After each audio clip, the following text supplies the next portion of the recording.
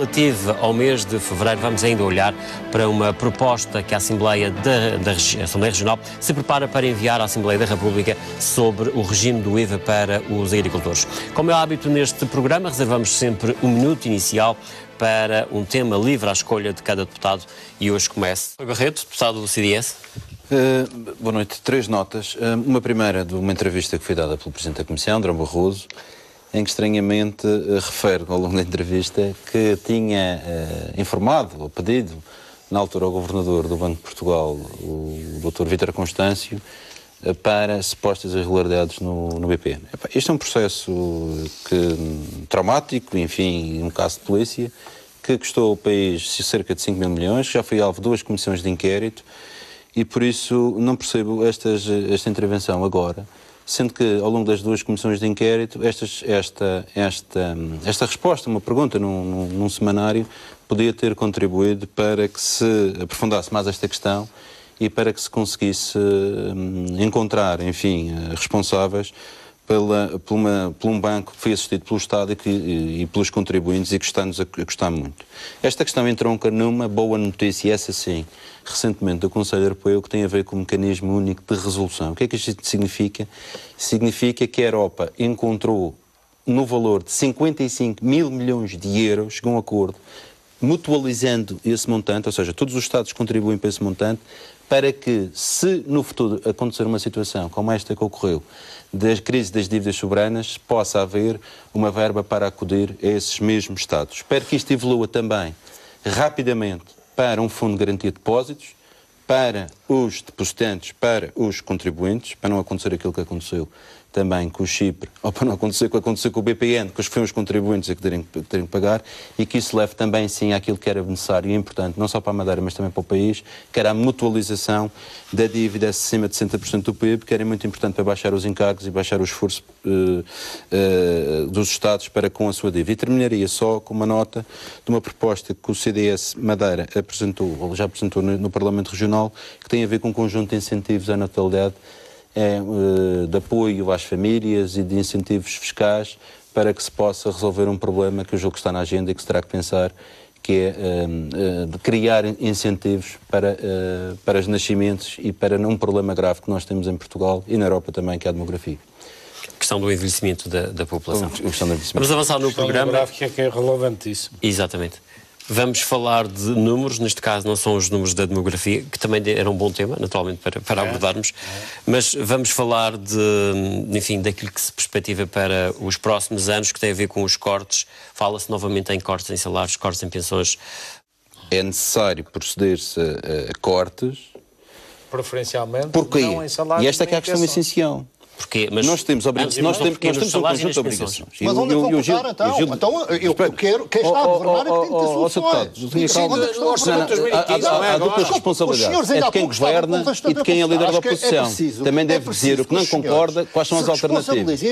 Mas, só deputado, se me permite, deixe-me já vamos agora ouvir. E não quero dizer nada. Já ouvimos esses argumentos de parte a parte. Agora vamos ouvir os argumentos também de Rui Barreto. Vamos a factos.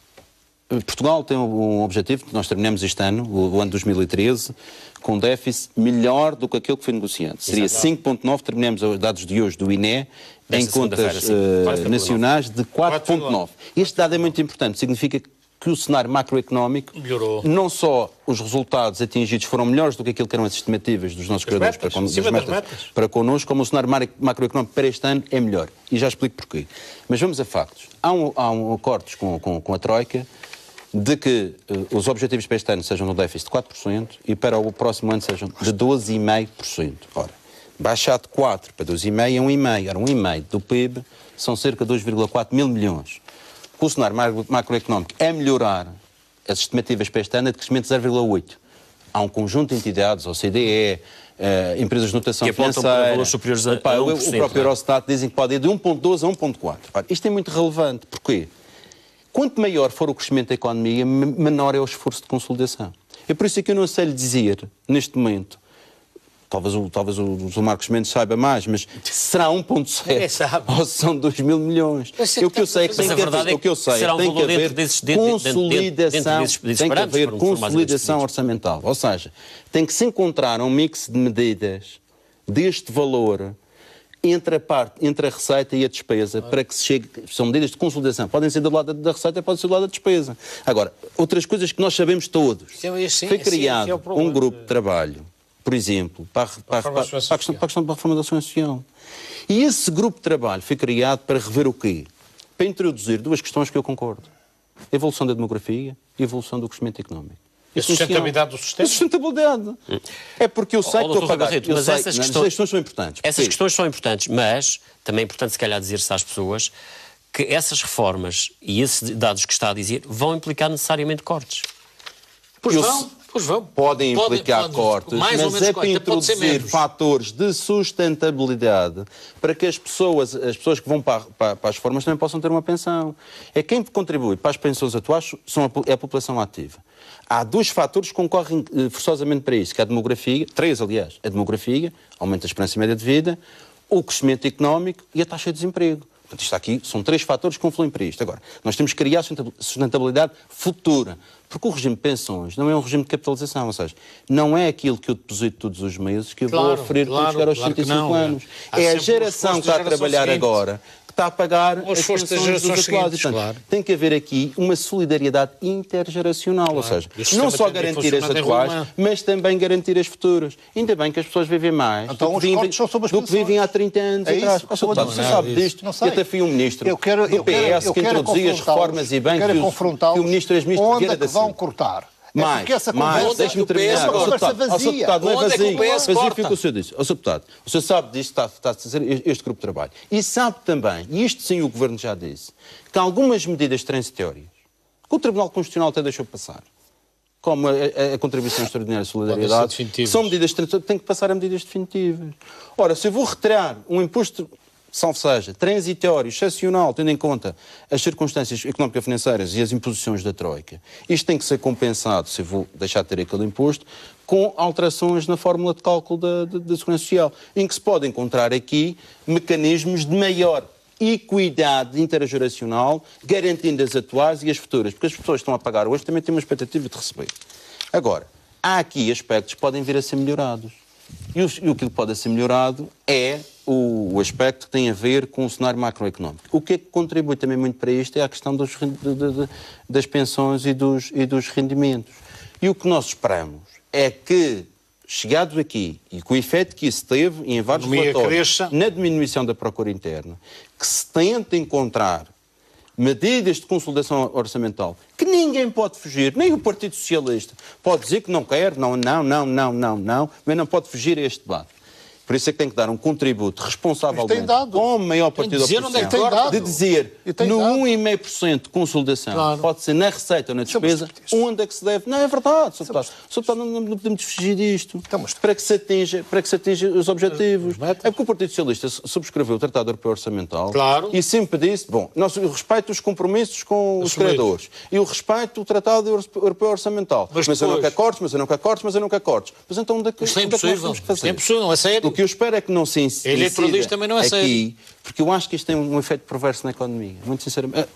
Tem falta de consenso nestas coisas elementares. E estando a economia ao fim de muitos trimestres, de 30 trimestres de recessão, conseguir encontrar a economia voltar a respirar, o que isso significa em termos de confiança, de diminuição no desemprego e de maior capacidade de criar investimento e de criar emprego em Portugal. Que não se volte a cortar neste aspecto que é importante para a economia. Vamos avançar no programa e falar das contas da região. Também a opinião de Rui Barreto relativamente a estes dados, enfim, da execução orçamental, com esta referência também a falar dos dados do mês de fevereiro, exatamente, e também com estes dados. Tem aqui alguns dados que não... E há dados relativamente... Tem aqui alguns dados que não estão corretos. Enfim, os dados do déficit, por exemplo, que foram revelados nesta segunda-feira, que incluem também as regiões autónomas. A receita extraordinária da ANAM foi uma receita do exercício de 2013, do mês em que estamos aqui a trabalhar os dados. Que entra nas tais contas... Não entra aqui na questão... Nem entra em 2013 porque... A União Europeia não deixa. Em relação aos dados, eu acho que o Sr. Deputado Serrão devia ter evidenciado isto com maior clareza. A Madeira tem uma receita, um saldo global, que é a diferença entre as receitas e as despesas, negativo de 81 milhões e meio, e os Açores têm um saldo positivo de 3,6 milhões o que não deixa de ser relevante. Em relação Mas isso aí também é referido receita, que tem a ver precisamente com pagamentos do ano anterior. É evidente. Pois com certeza, mas as coisas estão entroncadas uma na outra. Claro que há aqui questões que têm a ver também a dívida dos Açores, em porcentagem do PIB, embora o PIB dos Açores seja cerca de menos 20% que a Madeira, são 4 mil milhões a Madeira, grosso modo 5 mil milhões, são os tais 770 de frio e a Madeira são os 4 mil milhões, sem contar com outras empresas que entregam o perímetro da dívida, senão essa dívida vai para cima dos 6 mil milhões, como todos nós sabemos. O Estado Social de um e do outro. Portanto, estamos a pagar os juros, e apesar nos juros, aquilo que foram um conjunto de infraestruturas, umas belas bem feitas, não as contestamos todas, mas muitas delas constituíram despesismo, não estão concluídas ou estão concluídas. Vai falar no não, mas há outras, há piscinas, há restaurantes, há viadutos, há pontes, enfim, que não estão a ser utilizados e que nós estamos a pagar os juros, que é uma coisa, e o que se reflete aliás aqui no documento, aumentou 167% os encargos com juros referidos ao mesmo período do ano passado, o que reflete bem a despesa aumentou, a despesa efetiva aumentou 60%, precisamente que há um conjunto de encargos assumidos e não pagos que estão a ser refletidos este ano também com o aumento dos juros, com o aumento dos juros tem a ver com dívida contraída no passado.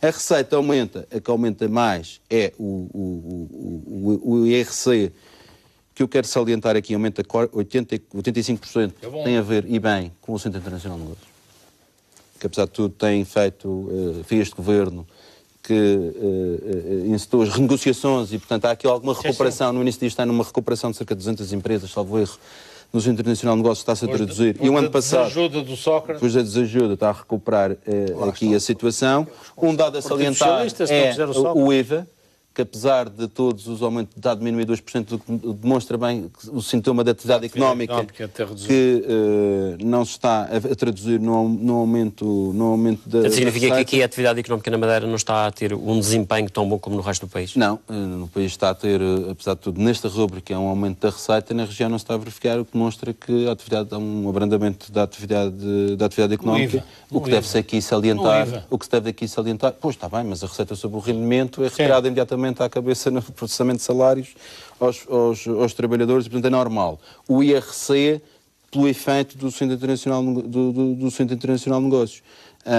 Mas o saldo é manifestamente negativo. O ano passado, nesta altura, o saldo global era positivo de 10 milhões, este ano é negativo de 81 milhões. Portanto, há aqui um agravamento. Há um agravamento também da dívida pública, o que não deixa de ser saliente aqui, e que é uma questão que nos tem trazido a estes debates frequentemente, que é a Madeira está a passar por uma dupla austeridade. A Madeira tem a austeridade nacional e tem a austeridade regional. Mas a questão que se coloca nesta altura é este. Tem sido evidenciado o bom desempenho da Madeira relativamente às suas contas.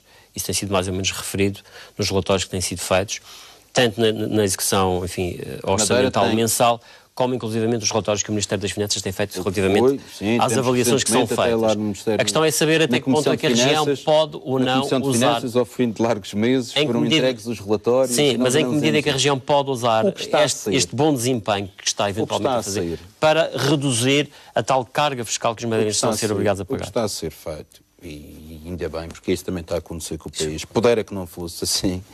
a região, o país está a cumprir com a implementação das medidas do plano, recebe o dinheiro. A Madeira está a cumprir para receber o dinheiro.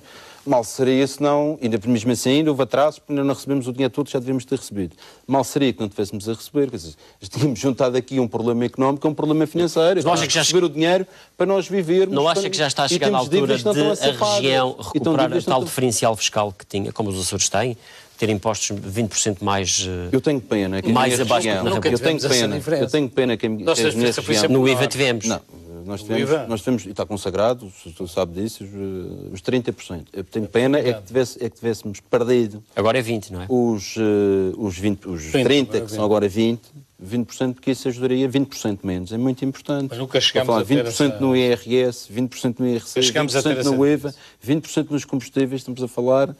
de 20 em 100. Fica também um pouco a ideia que essa redução vai ser definitiva. Portanto... Esse vai ser um trabalho que terá que ser feito, julgo que não pelo atual governo, mas pelo futuro governo regional da Madeira, que é de reganhar alguma autonomia.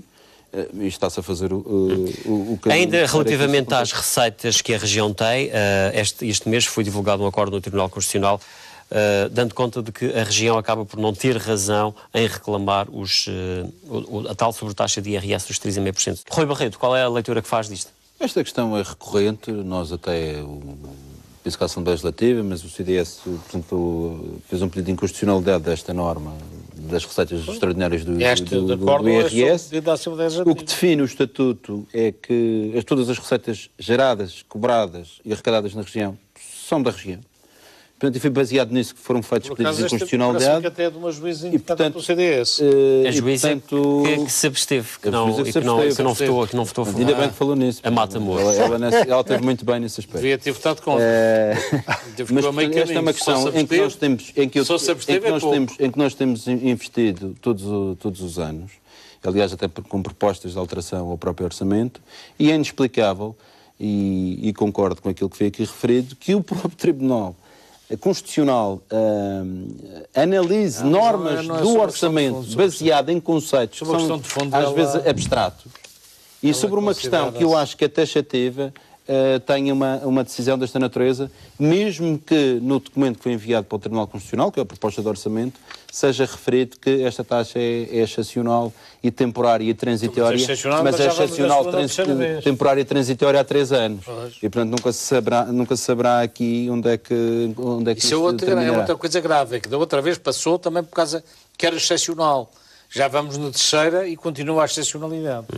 Há uma outra questão, enfim, que vamos falar agora, tem a ver com uma proposta do PCP que está na Assembleia Regional e que pretende a reposição do regime do IVA na agricultura. Esta proposta mereceu a unanimidade dos deputados da região, será enviada à Assembleia da República, está nesta altura ainda em análise na Comissão de Agricultura. Rui Barreto, como é que vê este problema para a região? Em primeiro lugar, eu queria explicar, porque esta é uma questão importante e eu tenho-me preocupado com ela e também sou responsável, sou presidente de uma Assembleia Municipal num conselho, tem muitos agricultores, rural, e me preocupo muito com estas matérias. Mas isto era bom primeiro esclarecer. Parte já foi dito aqui pelo deputado Guilherme Silva. Isto tem a ver com uma diretiva comunitária de 2006. Portugal não adaptou. Portugal depois contestou-a em 2008. Foi condenado no Tribunal Europeu de Justiça a acabar com o regime de isenções do qual vigorava. O que é que significa? Se Portugal não adaptar esta diretiva, fica sujeito apenas à cativação de fundos comunitários, ou seja, deixava de receber os fundos comunitários. Tantas diretivas que ainda não foram como tantas outras. Sim, não é a única. Consequências da não... Aqui é uma condenação. Sim, nós já fomos condenados e pagamos todos os anos acho que era importante até para quem nos está a ouvir, às vezes há uma enorme confusão sobre isto e convinha explicar. Quais eram as consequências de Portugal não adaptar-se? Perda dos fundos. Perda de fundos. Portanto, tinha que o fazer. Agora, ao fazer, tem que fazer com enorme sensibilidade. Porque eu aí concordo também com o que foi dito e porque também sei que as pessoas que sentam nos gabinetes em Bruxelas muitas vezes, a maior parte das vezes, não têm a sensibilidade de pequenas parcelas de territórios de Estados que são Estados-membros, mas que têm características próprias, como é a região autónoma da Madeira. Devido à sua geografia, ao seu mindifúndio, à dificuldade de lavrar a terra. Bom, agora, vamos a isto. Quem é que ficava isento, tal como foi definido na diretiva? Ficavam isentos todos os agricultores tinham que se inscrever nas finanças. Muitos já o fizeram, aqueles, por exemplo, que entregam a agricultura em casas agrícolas, nas cooperativas, por exemplo, nas casas do vinho aqui, nos engenhos, no caso da cana-de-açúcar, etc. Até 10 mil euros ficam isentos de IVA. Até 12.500 ficam isentos de contribuições para a Segurança Social. E até 22.637 ficavam isentos de pagamento de IRS. Estas eram as exceções. Agora, havia aqui um conjunto de matérias que eu acho que preocupa um agricultor, principalmente o pequeno agricultor. Olha, aquele pequeno agricultor que vai, por exemplo, ao mercado de Santana ou vender, tem a sua banca e que vai vender os produtos que cultiva. Que obriga é que tenha que entregar trimestralmente as declarações do IVA. Obriga a ter uma fatura para emitir recibos e entregar. Ter uma contabilidade mais organizada. Estamos a falar de agricultores que têm rendimentos muito baixos, que os rendimentos, no todo do rendimento, ou são exclusivos, ou são uma parte pouco significativa, mas que pagar, por exemplo, um técnico oficial de contas, para entregar as declarações, porque não sabem o fazer, 30, 40 euros mensalmente, que são 400, 500, 600 euros ao final do ano, é muito dinheiro, pode sugar todo o rendimento que ele tem. E é aqui, precisamente, E há muitos que estão a desistir, eventualmente. É aqui precisamente que o Governo está a trabalhar, porque o resto demais já não pode, porque é uma diretiva, tem que implementá-la. Portanto, não vale a pena estarmos aqui com conversa. Bom, vamos a tentar acabar com a obrigatoriedade de coleta nas finanças. Epá, quem disser isto está a mentir. Isto é incontornável. Então não vê grande sentido desta matéria chegar acima da República. Portugal não terá grande margem para poder implementá-la. Simplificação nas obrigações declarativas. Olha, por exemplo, até 1.670 euros de rendimentos faturados, rendimentos, não tem que se inscrever sequer nas finanças nem pagar segurança social. Por exemplo, simplificação na entrega das declarações. Por exemplo, o IVA entregasse uma vez num ano juntamente com o IRS. E é aqui que o Governo está a trabalhar nesta matéria, que eu acho que é importante. Quando fosse entregar o IRS, já diziam que tinham tido um rendimento agrícola de X. Portanto, não tinha obrigatoriedade de... Que a obrigação do IRS. Outra questão que preocupava, que tem a ver com os guias de transporte, que era a enorme complexidade de fazer distribuição em vários locais e ter que fazer uma guia para cada local. Já foi suprimida essa questão. A possibilidade de deduzir o IVA dos adubos, dos guanos, dos pesticidas, também poderem ser deduzidos como custo da atividade. Quer dizer, há aqui um conjunto de matérias que eu acho, tenho tentado perceber esta questão, que o Governo está a trabalhar, que eu acho que são positivas. Agora, o pior que pode haver nestas circunstâncias é a gente lançar aqui um manto de... Mas é oportuno ou não esta questão chegar à Assembleia da República por via desta proposta da Assembleia Regional? Aqui, sei como é que o Parlamento aqui funciona e, portanto, a proposta do PCI tem todo o mérito e tudo mais. Do PC, mas neste caso com votos de toda a gente, não é? Claro, isso é como a malta aqui, sei também como é que funciona. Para a região e para a população da região. Sei que muitas vezes... Está a querer dizer que isto é para fazer mais um número, é isso? Não terá efeitos práticos? E se depois os votos lá na Assembleia da República se sonham. Há um bocado, às vezes... Manda-se para Lisboa e depois aquela malta lá... Então vamos esperar o que é que vai acontecer em Lisboa. O nosso tempo está a chegar ao fim. Vamos ver os deputados direitos para a maneira o que fazem. Eu acho que é importante, se me permite, é explicar bem às pessoas o que é que está em causa. Você explicou. Quais eram as consequências se nós não fizéssemos isto? Quem é que está isento e o que é que o Governo está a fazer para minimizar? De certa forma, o Rui Barreto fez esse papel aí. Isto é que é fundamental. Agradeço-lhe a sua participação também ao Jacinto Serralto, ao Guilherme Silva. Obrigado. É o ponto final nesta edição. Voltamos na próxima semana com mais uma edição do programa Parlamento. Boa noite. Fique bem.